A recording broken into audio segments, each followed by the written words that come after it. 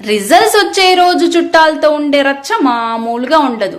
హైదరాబాద్ లో భూకంపాలు వస్తాయో లేదో కానీ మన ఇళ్లల్లో రిజల్ట్స్ వచ్చే రోజు పక్కా భూకంపాలు వస్తాయి.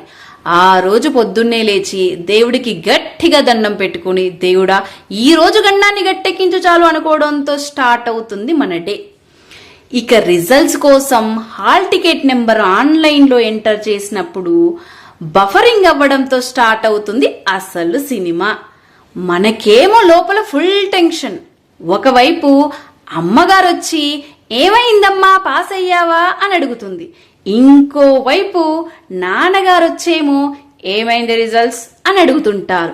ఇంతలోనే చుట్టాలు కూడా ఫోన్ చేసి ఏమైంది రిజల్ట్స్, ఎంత పర్సెంటేజ్ వచ్చింది అని వాళ్ళు కూడా అడుగుతుంటారు.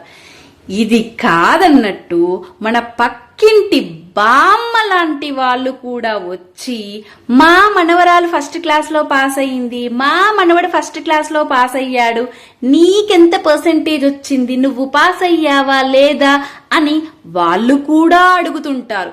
ఇదంతా కాదన్నట్లు ఊర్లో జనాలు కూడా వాళ్ళ అమ్మాయికి ఎంత పర్సెంటేజ్ వచ్చింది, వీళ్ళ అబ్బాయికి ఎంత పర్సెంటేజ్ వచ్చింది, వీళ్ళు పాస్ అయ్యారా వాళ్ళు పాస్ అయ్యారా అనే టాపికే ఆ డే మొత్తం ఉంటుంది. తీరా పాస్ అయ్యాక పార్టీ ఎప్పుడు, ట్రీట్ ఎప్పుడు ఇస్తున్నావని అడుగుతారు.